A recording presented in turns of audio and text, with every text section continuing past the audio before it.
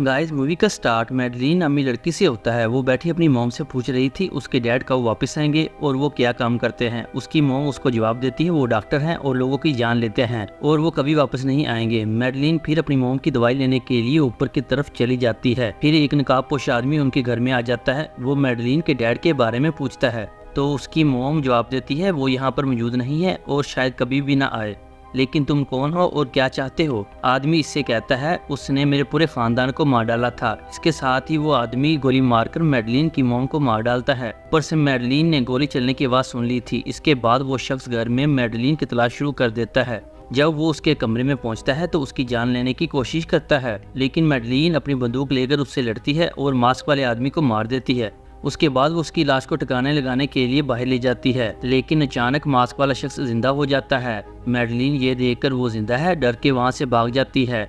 भागने के दौरान मैडलिन बर्फ की पतली लेयर की वजह से पानी में गिर जाती है। मास्क वाला आदमी ये देखकर घबरा जाता है। जब वो मैडलिन को देखता है तो उसे अपने खानदान की याद आती है, जिस तरह वो दर्दनाक तरीके से मर गए थे। तो वो बर्फ पर गोली चलाता है और उसे तोड़ देता है ताकि मैडलिन वहाँ से आसानी से बाहर निकल सके। फिर वो शख्स मैडलिन से कुछ कहे बगैर वहाँ से चला जाता है। इसके बाद हमें कुछ सालों के बाद का वक्त दिखाया जाता है। मैडलिन अब बड़ी हो चुकी थी, वो समुद्र में स्विमिंग कर रही थी। तब ही हम वहाँ पर इस फिल्म की मेन कैरेक्टर को देखते हैं जिसका नाम जेम्स बॉन्ड था। वो मैडलिन को कह रहा था कि तुम इतने दिनों से कहां पर थी। इसके बाद जेम्स उसे अपने साथ एक होटल में ले जाता है जहां दोनों वक्त गुजारते हैं। यहाँ जेम्स कहता है मैडलिन मैं तुम्हें इतने अरसे से जानता हूं, लेकिन मैं अभी तक तुम्हारे खानदान के बारे में कुछ नहीं जान सका। मैडलिन तुम कौन हो और कहां से आई हो? मैडलिन कहती है मैं तुम्हें सब कुछ बता दूंगी, लेकिन तुम्हें पहले अपनी पुरानी दोस्त की कब्र पर जाकर उससे माफी मांगनी पड़ेगी और तुम्हें उसके बारे में मुझे सब कुछ बताना होगा, क्योंकि मैडलिन जिस लड़की के बारे में बात कर रही थी उसने जेम्स को धोखा दिया था, इसलिए मैडलिन उसे ये सब करने को कह रही थी। जब जेम्स अपने दोस्त की कब्र पर जाता है तो वहाँ पर उसे एक सिंबल नजर आता है, लेकिन फिर अचानक बहुत बड़ा धमाका होता है जिससे जेम्स दूर जा गिरता है। वहाँ एक कार भी थी जो जेम्स को मारने की कोशिश कर रही थी और जेम्स वहाँ से बचकर भागने लगता है और उन लोगों से लड़ने लगता है। जेम्स लड़ते हुए एक आदमी की गर्दन को रस्सी से पकड़कर पूछता है तुम्हें किसने बताया कि मैं यहाँ पर हूँ? वो आदमी कहता है इस लड़की को जानते हो जो तुम्हारे साथ रहती है? वो उस आदमी की बेटी है जिसे तुमने कई साल पहले मार दिया था। तो जेम्स एक बाइक लेकर मैडलिन के पास होटल में पहुंच जाता है और कहता है कि उन लोगों को कैसे पता चला मैं कब्रिस्तान में हूं, और उसके डैड का नाम लेकर पूछता है वो तुम्हारा कौन है? मैडलिन उससे कहती है क्या तुम पागल हो? मैं किसी को नहीं जानती और मैं किसी से क्यों कहूंगी कि तुम्हें मार डाले। जेम्स को इस पर बहुत गुस्सा आ रहा था। वो मैडलिन को अपने साथ कार में लेकर वहां से चला जाता है। तब ही मैडलिन के फोन पर किसी की कॉल आती है। जब जेम्स ने वो कॉल सुनी तो आदमी कह रहा था मैडलिन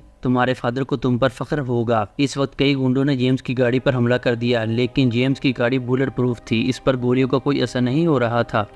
वो अपनी गाड़ी से उन गुंडों पर गोलियां मारकर हमला करता है। इससे बहुत सारे लोग मारे जाते हैं। वो मैडलिन को ट्रेन में सवार करता है और कहता है हम दोबारा कभी नहीं मिलेंगे। फिर हम चंद सालों बाद देखते हैं कुछ गुंडे एक कंपनी पर हमला कर रहे थे जो बायोटेक्निकल हथियार बनाती है। वहाँ के साइंसदान को एक आदमी का फोन आया जो कह रहा था अगर तुम जिंदा रहना चाहते हो तो मेरे लोगों के साथ तमाम केमिकल लेकर आओ। फिर वो तमाम लोग वहाँ से तमाम केमिकल लेकर चले जाते हैं और साइंसदान को भी अपने साथ अपने बॉस के पास ले जाते हैं। दूसरी तरफ जेम्स अपने पुराने दोस्त से मिलता है। इसने उसका तारुफ अपने एक साथी से करवाया जो कह रही थी जेम्स हम जानते हैं कि तुमने अपनी कंपनी छोड़ दी है। दरअसल जेम्स उस कंपनी में काम करता था जिस कंपनी के साइंसदान को वो लोग ले गए थे। वो आदमी कहता है मैं जानता हूँ जेम्स तुमने अपनी कंपनी छोड़ दी है, इसलिए मैं चाहता हूँ तुम हमारी मदद करो, हमें तुम्हारी जरूरत है। वो कहता है जिन लोगों ने तुम्हारी कंपनी के साइंसदान को पकड़ा है साथ ही कंपनी से एक इंतहाई खतरनाक केमिकल चोरी कर लिया है जो पूरी दुनिया को तबाह कर सकता है, तुम्हें हमारी मदद करनी होगी और साइंसदान को बचाना पड़ेगा जो एक गैंग के कब्जे में है और वो दूसरे शहर में है। जेम्स अब अपने अगले मिशन पर जाता है, लेकिन जेम्स इस मिशन पर अकेला नहीं था, उसके साथ एक लड़की भी थी जो पहले उसके साथ काम करती थी। अब उस शहर में पहुंचने के बाद जेम्स एक वो लड़की से मिलता है जो उसके दोस्त की ही साथी थी जिसने उसे मिशन पर भेजा था। वो बहुत ही ज्यादा खूबसूरत थी, इसलिए जेम्स की उससे बहुत ही जल्द दोस्ती हो जाती है। अब वो उस पार्टी में जाते हैं जो उन लोगों के लीडर ने दी थी जिन्होंने साइंसदान को किडनैप कर रखा था। उनका लीडर वहां पर मौजूद नहीं था, लेकिन उनके आदमी सब पर नजर रखे हुए थे। दरअसल इस गिरोह का लीडर एजेंटों की तहवील में था। अब जब लीडर को पता चला कि जेम्स भी इस पार्टी में है, वो साइंसदान से कहता है केमिकल हथियार से सब पर फायर करो, क्योंकि साइंसदान इसके कब्जे में था। लीडर चाहता था जेम्स अजियतनाक मौत मर जाए, लेकिन ऐसा कुछ भी नहीं होता। साइंसदान ने पहले ही इस हथियार में डीएनए को तब्दील कर दिया था। उस हथियार में मौजूद शख्स के डीएनए की वजह से वो केमिकल सिर्फ उस शख्स को ही मार सकता सकता था, इसलिए साइंसदान ने पहले ही लीडर के ग्रुप के लोगों का डीएनए बदल दिया था, जिसकी वजह से वो पार्टी में मर रहे थे। अब साइंसदान ये देखकर बहुत खुश हुआ क्योंकि उसके केमिकल हथियार काम कर रहे थे। जेम्स ने साइंसदान को बचा लिया था और उसे अपने साथ ले जाने वाला था। फिर दूसरे ग्रोह के लोग वहाँ पर अचानक आ जाते हैं और साइंसदान को अपने साथ ले जाते हैं। तमाम ग्रुपों में लड़ाई हो जाती है, जिसमें जेम्स के साथ उसका एक दोस्त भी था जो एक एक करके सबको मारता है। उन्होंने उन लोगों से साइंसदान को भी बचा लिया था। अब जेम्स के दोस्त का साथी उसे एक खुफिया दरवाजे के बारे में बताता है, जिसके जरिए वो साइंसदान के साथ चला जाता है। वो सब यहाँ पर एक जहाज पर आए थे जहाँ जेम्स का दोस्त और उसका साथी पहले से मौजूद थे, जिसने उसे यहाँ पर मिशन पर भेजा था। जेम्स साइंसदान के पास जाकर पूछता है इसके केमिकल हथियार का मकसद क्या है और वो ये किसके लिए कर रहा है। लेकिन फिर अचानक जेम्स का दोस्त उस पर हमला करता है क्योंकि वो अब तक जेम्स और उसके साथी को भी धोखा दे रहा था, क्योंकि वो किसी और के साथ शामिल था। वो इस जहाज पर अपने साथी को गोली मार देता है और जहाज को उड़ाकर साइंसदान को जहाज में अपने साथ ले जाता है। जहाज में धमाका हो जाता है। धमाके की वजह से जहाज टूट जाता है और डूबने ही वाला था क्योंकि पानी उसमें आ रहा था। वहाँ पर जेम्स के दोस्त के साथी को गोली लगी थी। वो जान चुका था कि वो अब जिंदा नहीं रहेगा, इसलिए वो जेम्स को वहाँ से जाने का कहता है। जेम्स अब अपनी कश्ती में बैठकर आगे बढ़ता है, जिसके बाद हम मैडलिन को देखते हैं और एक आदमी उसके पास आता है। उसके बाद वो दोनों अपने पेरेंट्स को याद करते हैं और एक दूसरे को कहानियाँ सुनाते हैं। फिर वो आदमी मैडलिन को एक डब्बा देता है जिसमें वही मास्क था जो मैडलिन ने बचपन में देखा था। यहाँ पर हमें अब पता चलता है कि जो कुछ भी हो रहा था ये आदमी कर रहा था।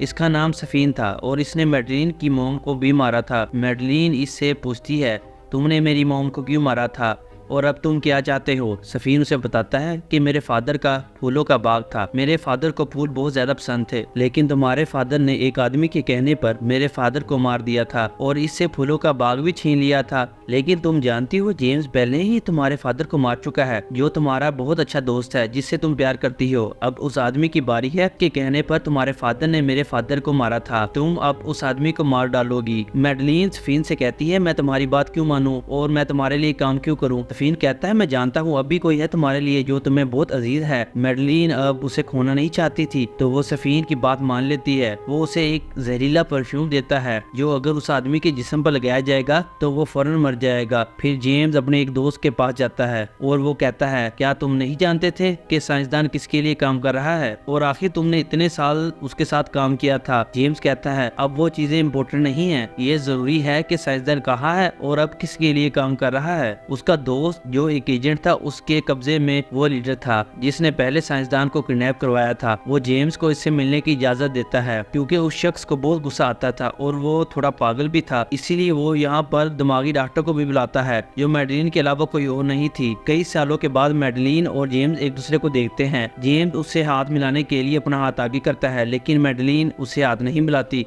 क्योंकि उसके हाथ पर जहरीला परफ्यूम लगा हुआ था। वो भी इसी आदमी को मारने आई थी जिससे जेम्स मिलने जा रहा था और ये वही आदमी था जिसके कहने पर सफीन के फादर को मैडलिन के फादर ने मारा था। जेल के अंदर जाकर उनके सामने वो शख्स लाया जाता है। जेम्स यहाँ मैडलिन का हाथ पकड़ने की कोशिश कर रहा था जिससे जेम्स के हाथ पर परफ्यूम लग गया था और मैडलिन घबरा कर वहाँ से चली जाती है। जेम्स उस आदमी से साइंसदान के बारे में पूछता है और कहता है कि बताओ वो कहाँ है, लेकिन वो कुछ भी नहीं बताता। इसकी बजाय वो जेम्स से उसके माजी के बारे में बात करने लग जाता है और उसे गुस्सा दिलवाने की कोशिश करता है ताकि वो गुस्से में उस पर हाथ उठाए और उसकी सजा उसे मिले। जेम्स भी ऐसा ही करता है और उस आदमी का गला पकड़ लेता है। वो आदमी जेम्स से कहता है कि तुम बहुत खुदगर्ज इंसान हो, तुम मैडलिन के नहीं बन सके तो किसी और के क्या होगे। जिस बात पर तुमने उसे छोड़ा था सारा प्लान मेरा था। ये सब सुनकर जेम्स उसे छोड़कर बाहर चला जाता है, जिससे बाद में पता चलता है वो शख्स अचानक मर गया था क्योंकि जेम्स के हाथ पर जहरीला परफ्यूम लगा हुआ था जो सिर्फ उसी आदमी के डीएनए के लिए बनाया गया था। इस आदमी को मरता देखकर सब परेशान हो गए थे और वो सोचते हैं कि कौन है जो हमें इस इंसान तक लेकर जा सकता है जिसके लिए साइंटिस्ट काम कर रहा है।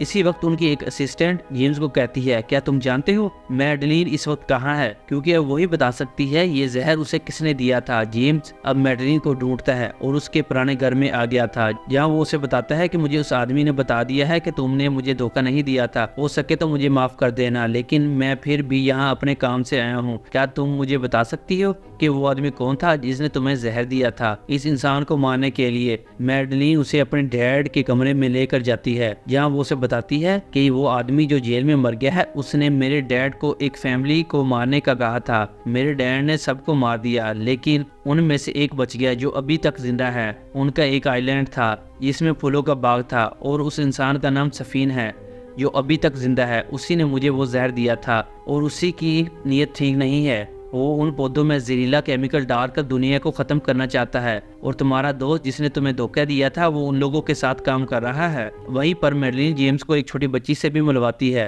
जो इन दोनों की बेटी थी, जिसके बारे में मैडलिन ने कभी भी नहीं बताया था। तभी कुछ लोग वहां आ जाते हैं। मैडलिन जानती थी कि ये सफीन के गुंडे हैं क्योंकि वो नहीं चाहता था किसी को भी इसके आइलैंड के बारे में कुछ भी पता चले। जेम्स अपनी बेटी और मैडलिन को लेकर वहाँ से भाग जाता है, लेकिन वो लोग इन पर हमला कर रहे थे। अब जेम्स जंगल में आ चुका था। मैडलिन और अपनी बेटी को झोंपड़ी में बिठाकर उन लोगों से लड़ने के लिए चला जाता है। वो एक के बाद एक उन्हें मार रहा था। तभी उस लड़ाई का फायदा उठाते हुए सफीन मैडलिन और उसकी बेटी को अपने साथ हेलीकॉप्टर में ले जाता है। वो मैडलिन को अपना बाग दिखाता है जिससे वो दुनिया की आबादी को रोकने वाला था। वो अपनी फैमिली का बदला मैडलिन से ले रहा था। वो इसकी बेटी को उससे अलग कर देता है।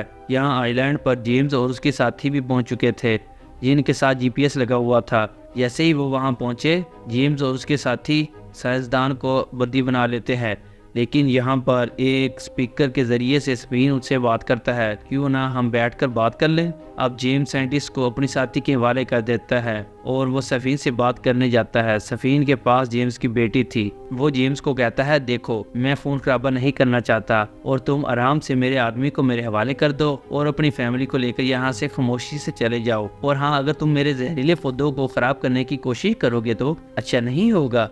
मैं तुम्हें इस तरह से मारूंगा कि तुम सोच भी नहीं सकते।